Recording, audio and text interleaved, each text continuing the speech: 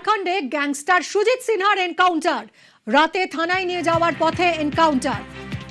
পুলিশের আগ্নেয়াস্ত্র ছিনিয়ে পালানোর ছক, আত্মরক্ষায় পাল্টা গুলি চালায় পুলিশ। কি হয়েছিল আরো জানবো, দীপক রয়েছে সঙ্গে। দীপক,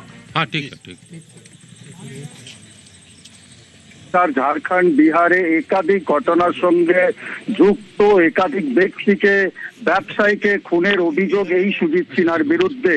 গতকালকে যখন সুজিত সিনহাকে ঝাড়খণ্ড পুলিশ বিহারের সাহেবগঞ্জ জেল থেকে তাকে ধানবাদ জেলে শিফট করার কাজ করছিল, তখন রাস্তায় ঠিক জামতারা ঢোকার আগে সাহেবগঞ্জ রোডের ওপরে গাড়ি পাঞ্চার হয়ে যায় পুলিশের।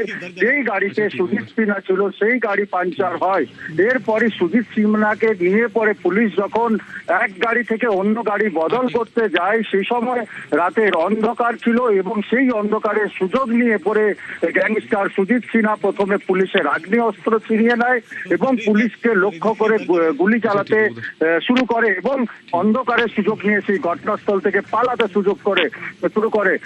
পুলিশ পাল্টা গুলি চালায় এবং পুলিশের গুলিতে একাধিক গুলি লাগে সুজিত সিনহাকে এবং ঘটনাস্থলে আহত অবস্থায় তাকে উদ্ধার করে পুলিশ। কিন্তু যতক্ষণ পুলিশের অ্যাম্বুলেন্স আসবে ঘটনাস্থলে বা চিকিৎসককে হাসপাতালে নিয়ে যাবে চিকিৎসকের কাছে, তার আগে সুজিত সিনহার মৃত্যু হয় এবং ঘটনাস্থলে জামতারা এসপি পুলিশ সুপার তিনি ঘটনাস্থলে যান এবং ইতিমধ্যেই ফরেনসিক দল এনে পরে ঘটনাস্থল তদন্ত শুরু করেছে। পুলিশ যেভাবে পুলিশের আগ্নেয়াস্ত্র ছিনিয়ে পালানোর চেষ্টা করে সুজিত সিং, পুলিশ একেবারে আত্মরক্ষায় গুলি চালায় এবং সুজিত সিনহাকে ধরার উদ্দেশ্যে গুলি চালায়। যেই পুলিশের গুলিতে এবার গ্যাংস্টার সুজিত সিনহার এনকাউন্টারের ঘটনা ঘটলো ঝাড়খণ্ডের জামতারায়। ধন্যবাদ দীপক।